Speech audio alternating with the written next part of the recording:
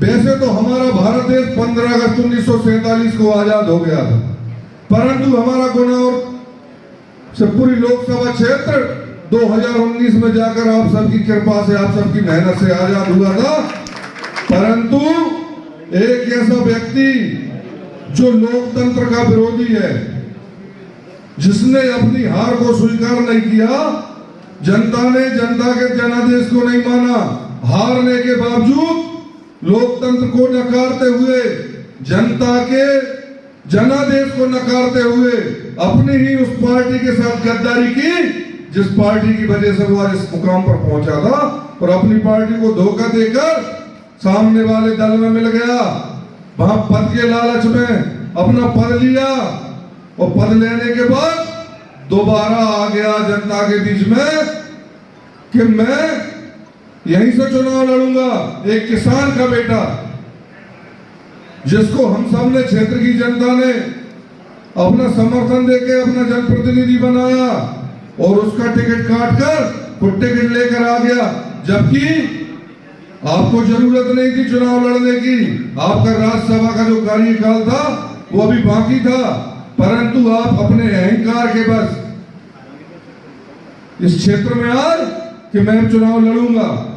और ये बताना चाहते हैं हमारे गुनासपुरी लोकसभा क्षेत्र की जनता को कि मैं किसी लोकतंत्र को नहीं मानता। इस जनता से बदला लेने के लिए, जनता को नीचा दिखाने के लिए इस क्षेत्र से मेरे भाई को चुनाव लड़ रहे हैं। इसकी सहानुभूति इसलिए नहीं हुई कि इन्होंने जनता के जनादेश को स्वीकार नहीं किया। यदि ये जनता के जनादेश को स्वीकार करते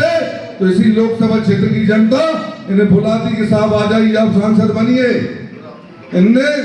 जनादेश को नहीं स्वीकारा, इसलिए अब जनता इस बार फिर कह रही है, इस बार और अब की बार मोहना पार, और इस बार हमने मोहना पार कर दिया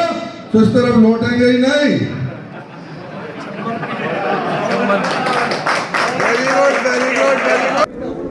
हमें उम्मीद है कि इस बार जो हमें विशेषकर अगर हम देखें तो चंबल कॉलोनी में जो इस बार माहौल दिख रहा है, उसके साथ साथ अगर हम देखें तो विधानसभा चुनाव में भी अधिकतर जो आदिवासी सीट है वहाँ हमें जीत प्राप्त हुई थी। हमारा अनुमान है कि 14-15 सीट हम इस बार जीत सकते हैं। देखिए, मैंने ये बात स्पष्ट कही है मेरे भाषण में कि आज के ज़माने में जब AI के माध्यम से, टेक के माध्यम से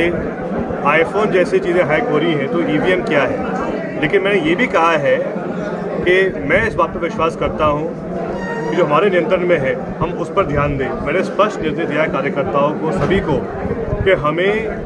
इस बात पर प्रयास करना चाहिए है कि जो हमारी तैयारी है हर पोलिंग बूथ पर वो मजबूत